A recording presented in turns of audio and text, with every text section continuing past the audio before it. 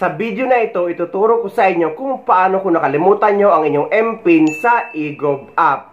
Napakarami kasi ang nagtatanong nito kung paano daw ma-retrieve ang eGov app or ang eGov account nila kapag nakalimutan ang MPIN. Napakadali lang guys, pumunta kayo sa inyong eGov app at kapag napasok nyo na ang app, eto ang lalabas. Pwede kayong mag-login gamit ang mobile number nyo na ginamit nyo nung nag-create kayo ng account sa eGov app. At pwede rin ang inyong email address. Pero sa mga gumamit ng number sa abroad ay hindi nyo ito magagamit sa pag-login dahil nga kahit anong pilit kong baguhin ang Philippine flag na nakalagay dyan ay hindi ito nababago. So kung foreign number ang gamit nyo o number nyo sa ibang bansa ang gamit nyo sa paggawa ng eGov account ay email ang gagamitin nyo sa pag-login. Pero ako dahil nga Philippine ang number ko or Philippine number ang gamit ko at naka-insert sa cellphone ko, dito ako sa login with mobile number. So, after nyo malagay ang Philippine mobile number nyo, i-click nyo yung login.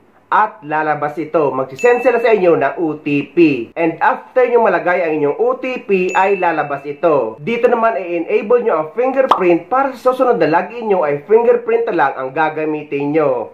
And after that, click continue. So, dito sana kung hindi nyo nakalimutan ang inyong MPIN, ay pwede na kayong mapag-login gamit ang MPIN nyo. Pero dahil nga ang video na ito ay tuturo ko sa inyo kung paano ma-retrieve ang account dahil nakalimutan ng MPIN, dito kayo sa Forgot MPIN dyan sa baba sa kulay blue. After nyo maklik ang Forgot MPIN ay magsisend sila sa inyo uli ng OTP. And after nyo malagay ang OTP ay lalabas na ito. Gagawa or maglalagay ulit kayo ng panibago nyong MPIN. 6 digits yan guys at 2 beses nyo ilalagay na dapat match. At dapat ilista nyo para hindi nyo na ito makalimutan.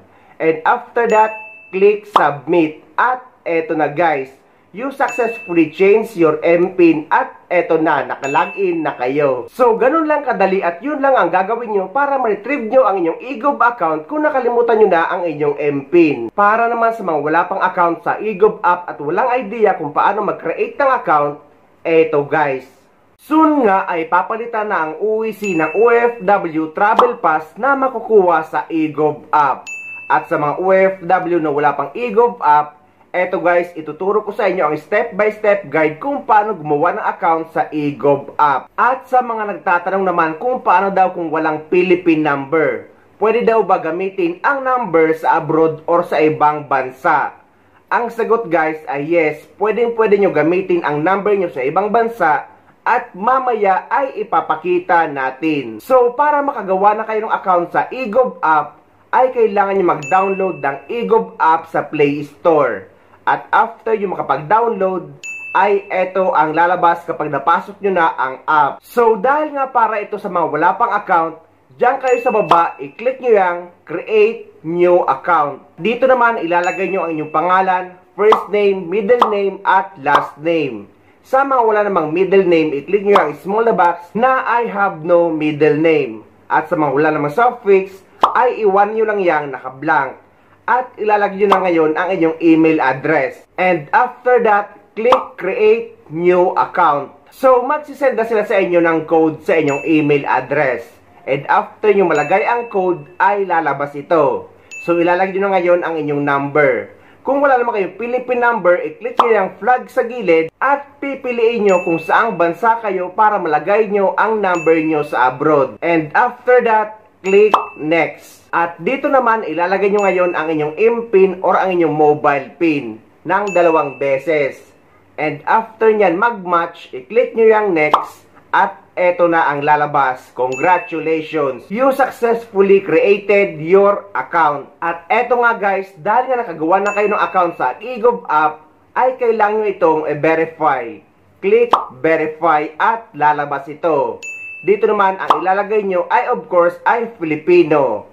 And then, ilalagay nyo ang inyong birth date at kasarian.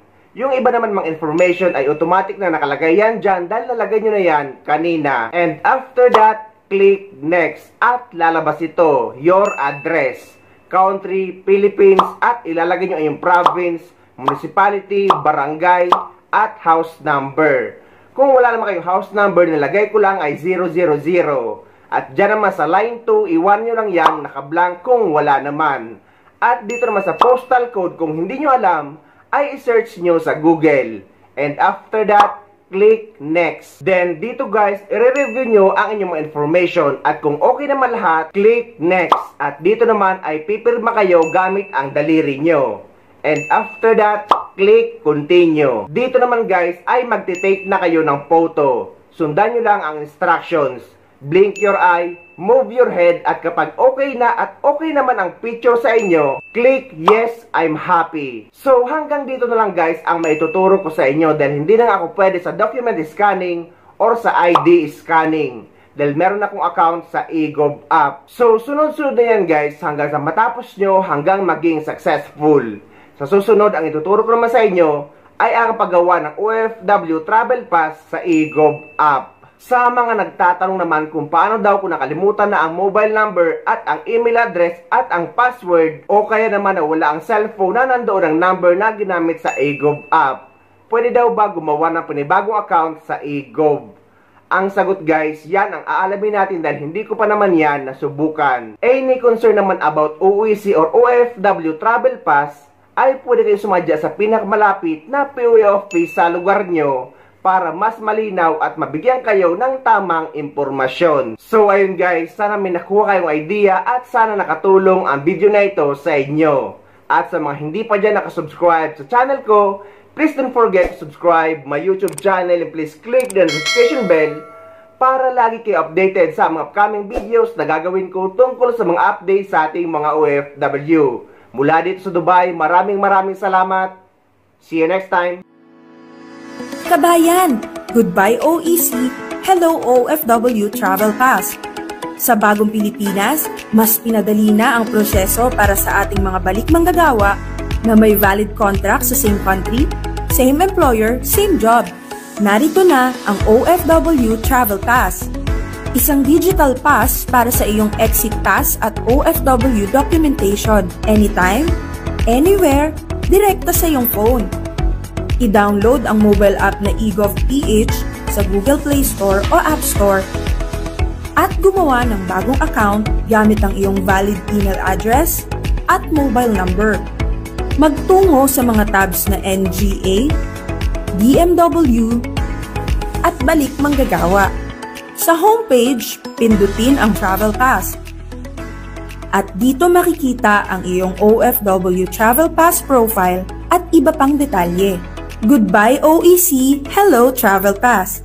Para sa mga balik manggagawa, digital na, mabilis, walang abala. Isang bagong serbisyo mula sa bagong Pilipinas para sa mga bagong bayani.